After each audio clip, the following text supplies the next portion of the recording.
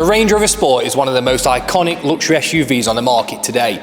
In today's video, I'm going to be doing a buyer's guide on these three models, and hopefully by the end of the video, you'll be knowing exactly which one you'd pick.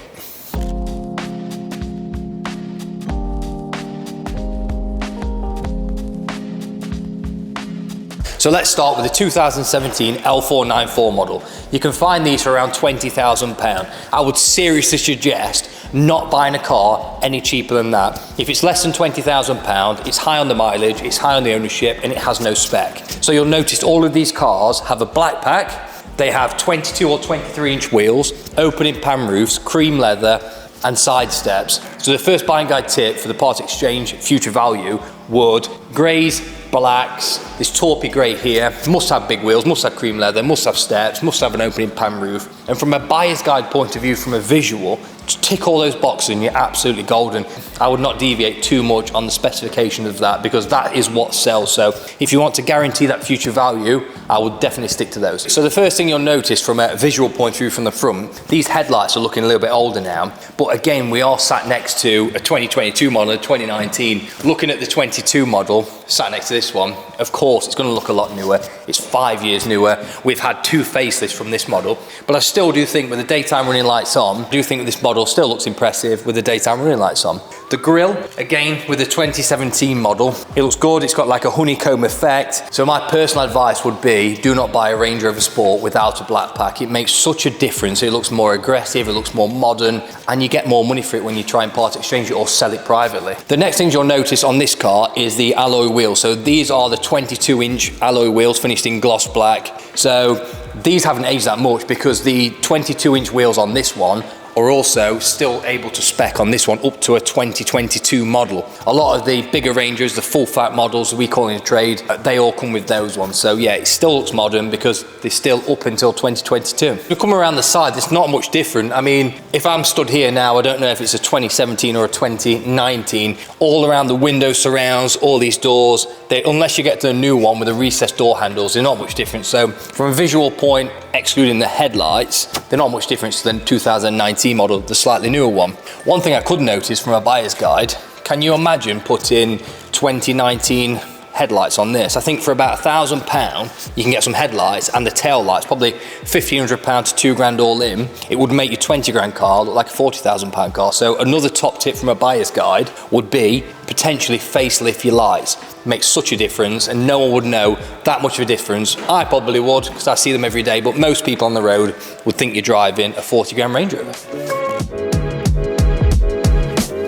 So inside the Range Rover 2017 model, I think first things first, important to note, this is a 2017, so we get the facelift infotainment screen. If this was a 66 plate or older, it would have come with the nasty looking screen, really slow responsive. You've got buttons either side. So I think a fair buyer's guide would definitely be picking this 17 against these two newer models because it would have looked a lot more older in here. I think just sat in here, around £20,000, so much car for the money now. It just feels luxury. There's leather everywhere. The seats are really comfy. It just feels really well built. So from a spec point of view, always buy high spec Range Rovers. This one has a heated steering wheel. It's got the Meridian sound system and blind spot assist. The heated steering wheel is such a cheap option to buy from factory when you spec it new. But from a resale point of view, it's really important. The amount of customers that ask us, has it got heated steering wheel? So we always make sure that we try and buy them with heated steering wheel. Again, the infotainment screen, it's ultra responsive. Compared to the pre-66 model, I wouldn't even consider one of those. I'll spend a little bit more, try and find a high-spec 2017 model if you want in this particular one, because it looks so much more modern in here. From a sound system point of view, with Meridian from most of the models in here, it's not much difference to sound performance from this one until the 2022 new shape. So Meridian, really good sound system. It suits the car. It's got a nice bass. It's got a nice surround sound. Ticks all the boxes. From a buyer's guide, definitely pick the Meridian. You don't need the all singing all dancing 1700 watt. I think that's too basic unless you like that sort of thing, but it vibrates you. It's not worth the money. I think it's around £4,000. I would definitely just be happy with the standard 380 Meridian sound system, no problem at all.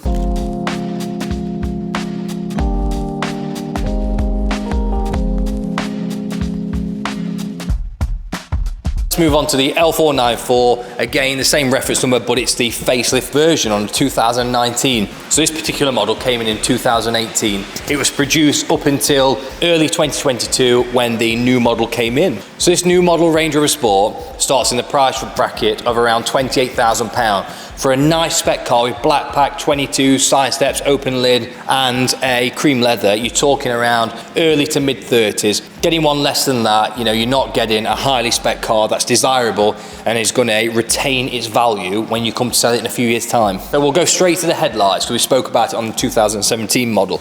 These headlights are such a vast improvement to the 2017 model.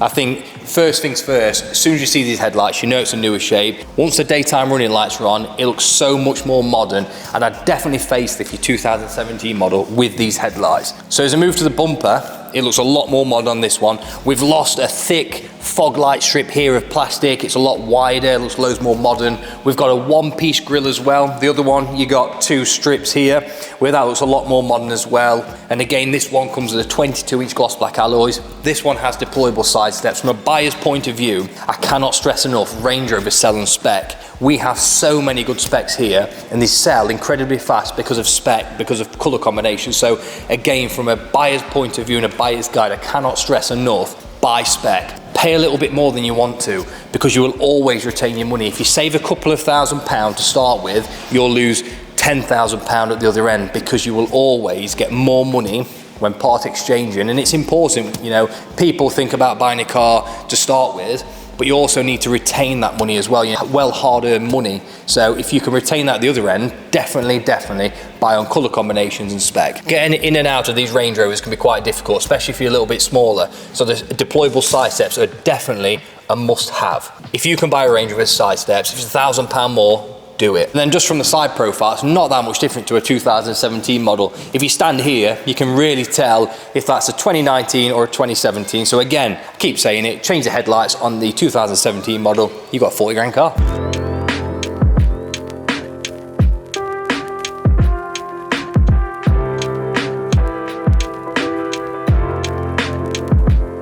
So now sitting in the facelift L494, the 2019 model, I think the first difference you'll see is these entertainment screens. Obviously this one's a lot wider, it pops out as well, but the main difference in this car, I would say, is this entertainment screen at the bottom that controls the climate, it controls the suspension settings and the seats. So this is a massive improvement, and it looks so much more modern. You can retrofit on the older model, but it'll be a China model. It won't be as good as the responsiveness of this. This looks so much more modern than the 2017 model. So from a seat point of view, the seats are not much different. This one, we got a contrast suede black on here against the ivory, but from a comfort point of view, they feel much of a muchness. All this gear lever here and this section of the vehicle inside looks very similar. Not much difference to the 2017 model. The steering wheel, we get a chrome trim around here, and the biggest difference on the steering wheel, it feels exactly the same to steer.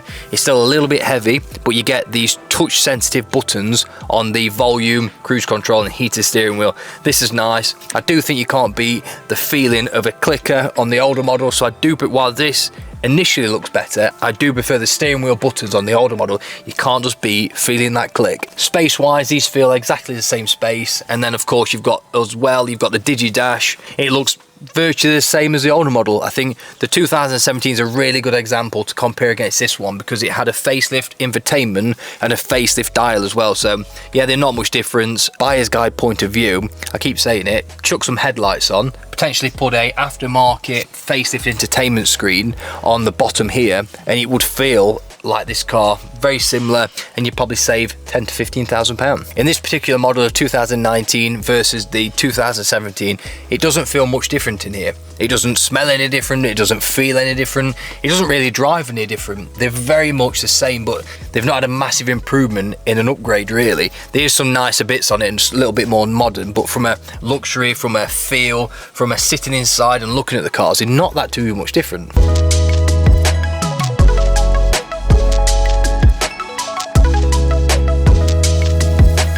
So let's move on to the 2022 model. I'm sure you'll all agree how much more impressive and modern does this vehicle look to these two side by side. Again, we'll change the headlights on that. These two look virtually the same. This new model with its sleek headlights here, it's a lot more thinner, it wraps around a lot more. You've got your improved newer grille, you've got the front bumper. Now this front bumper, I'm sure you can see, is a lot lower, so it comes down quite a bit lower on the front and on the back, giving it a more aggressive stance. And just as it's sat on its air suspension on access mode, it looks absolutely beastie. I think this car is so impressive. This is probably one of the best SUVs in the market today. But again, around £80,000 for this particular model. If I can pronounce the name right, Brosco Grey, finished with the 23-inch wheels, got the side steps, it's got the contrast roof, and it's got the white leather. If this particular vehicle, I'm gonna bang on about spec again, had black wheels, it had a non-contrast roof, or a no black pack, it just would not work. This ticks every single box. Normally I say gloss black wheels, but on this model, against the black roof, against the Brosco paint, it just works. I think it looks absolutely beautiful. So following on with the front end of the car, I'm sure they agree, the bumper is lower, it's a lot more angular. You've got these fog light strips here. It just looks a lot more modern and sleek than the other two models, but again, it's a newer model, it's a lot more expensive. The headlights look so impressive. I love all the inner lights here to the matrix lights, the LED running lights, they swoop around. And again, this one's fitted with red calipers, 23-inch wheels, look absolutely beautiful. I think for the new redesign of this car, it's absolutely massive. You know, the 2017 and 2019 model, bear in mind this model here was started in 2013 and we got all the way up to 2018. We had some last of the runs in 18 being developed, so for 5 years. And then it's not much difference to 2019. From the side of the car, you can't really tell if it had the same wheels on, which model it is. It's just had so much improvement. It's a completely different model. It's a different concept. You know, this is gonna look good. In the next 7 years, this will still look modern with the recessed door handles when it's locked. You know, you've got the headlights, the grille, the bumpers, the back of the car, it's a lot lower, it's a lot more aggressive, it looks absolutely beautiful. And I think I'm really impressed with the design of this one. I'm really glad that Land Rover's done a full redesign. I know Land Rover's going through some marketing and redesign of the logos of Land Rover and Jaguar, but I'm really glad to see that this has been improved, and I think this is an absolute fan favourite.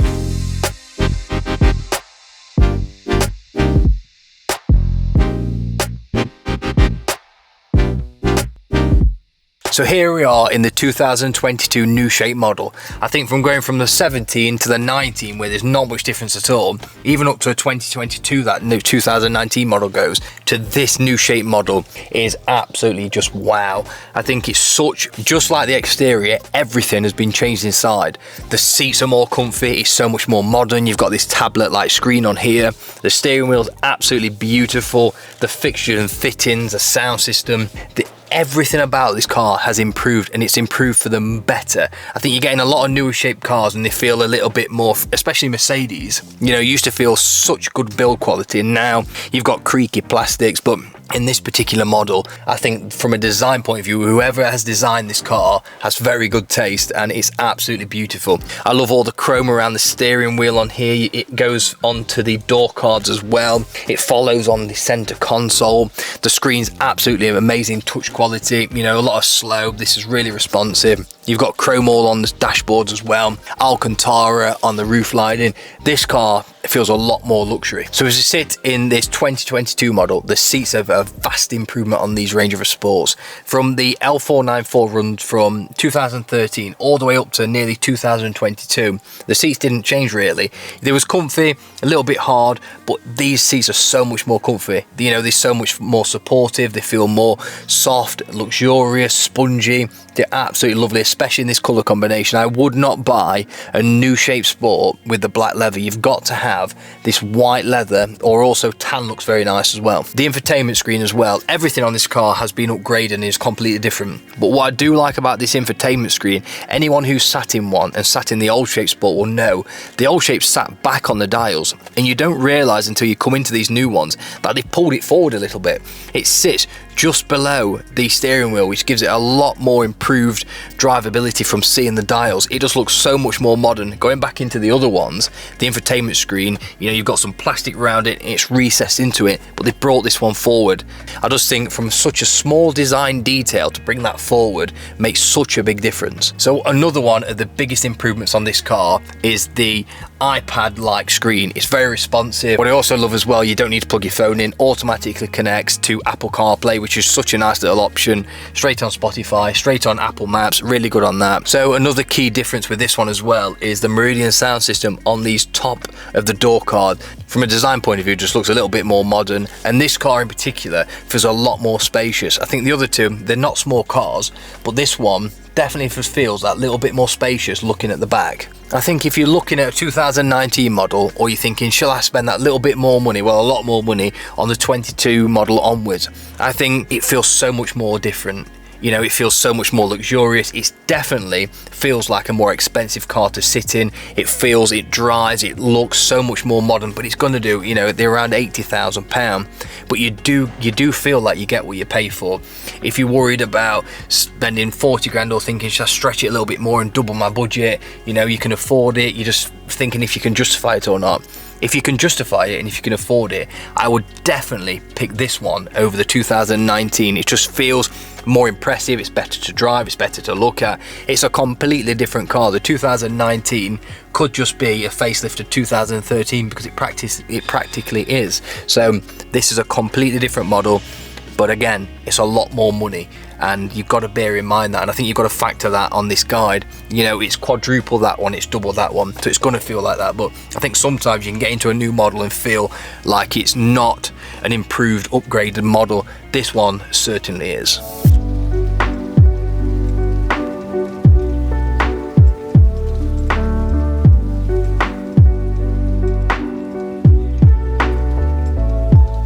So just standing back a little bit and taking these cars in, the 2022 model is such an improved update from these two models. Obviously, this one here, it's got the upgraded headlights, slightly different bumper, but it's virtually the same. You know, you've got these bib areas at the bottom on both of the 17 and 19 model, whereas the 2022 model, it's all lowered down a lot more. You know, the bumper here is a lot higher. You know, we're starting here, and on these ones, you're up to about here. The bonnet's a little bit higher, and then the headlights are a little bit thinner, swooping round. It just gives it that more modern, aggressive, luxury feel. The grille's obviously a lot more newer. I absolutely love how they've just done these thin rectiles. Such a nice, easy, simple design. That's just very effective. Well, this particular model is nearly £80,000. It's such a jump up from the £20,000 and the £35,000 here. And all of these cars are Range Rover Sport, so is the £80,000 justifiable? So comparing the 17 and the 19 model,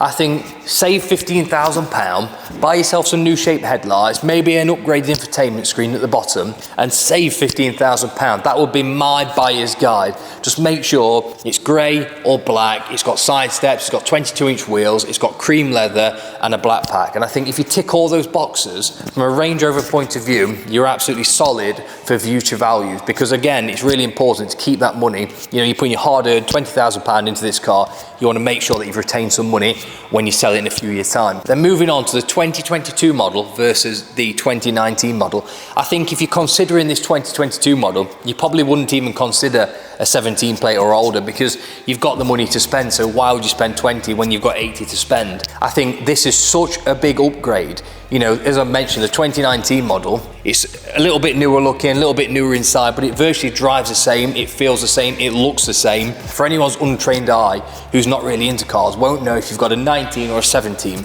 So these two would definitely know if you've gone for an upgraded model. And I think if you've got £80,000 to spend on a car, is this justifiable? I think that's the killer question. Is spending £80,000 on this model worth spending nearly £45,000 more? In my opinion, if you've got the money, it's definitely justifiable, and here's why. So how it looks first, I mean, just look at this car. It looks so modern, it looks so aggressive. You got the lower bumpers. The new models come with the 23-inch wheels, and inside it's like a new car, it's like a spaceship. It's completely different to the 2019 model. So from that point of view, it's not like they've changed it a little bit like they have from the 70s and 90s. They've completely reformed this car, and for the better. It's so luxurious, it's so modern, it ticks all the boxes. So from a drivability point of view, from these two models here, is it worth the price increase? Is it worth £45,000 £5,000 more money?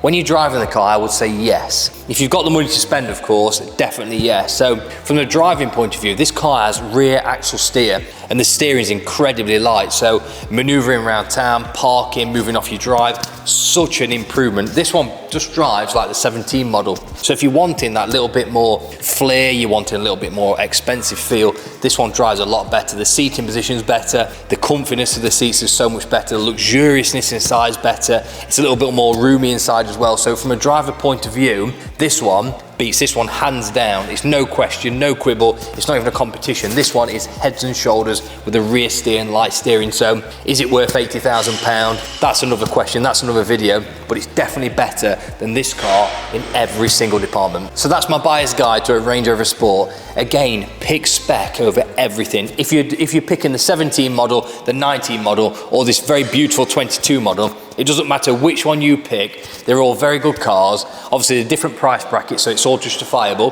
However, pick on spec. Greys, blacks, this special Nardery colour grey Brosco behind me. Make sure it's got 22-inch wheels, black pack, cream leather, opening roof, blind spot if you can get that as well. But the main ones are black pack, 22-inch wheels, and a darker colour. From a resale point of view, we'll spend more money on those cars, so in the future you're going to get more back for your car, which is very important. Also, another point of this buyer's guide is careful which one you buy. Make sure it's got low ownership, possibly no more than 3 owners. Make sure it's been serviced at main dealers, preferably if you can go for a 1 or 2 owner car that's been maintained at the same dealership. So they've seen that car multiple times, they've had all those gremlins fixed, they know exactly what to look for in the next service. So that's my top buying tip for that one. Try go low ownership, reasonable mileage.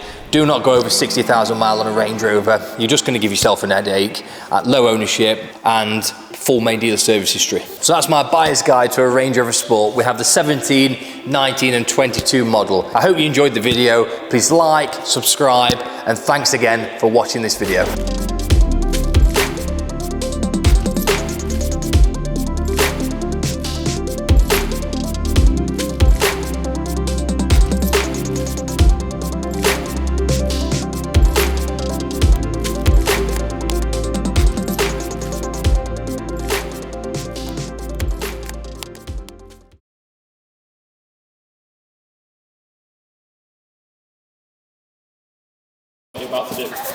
Oh, yeah, but it's less natural, isn't it? Can you not get all this minging flooring? Whoa, fucking get back. Get back. No, that's good. I like this composition, nice. Don't look nice. Wifey, one sec.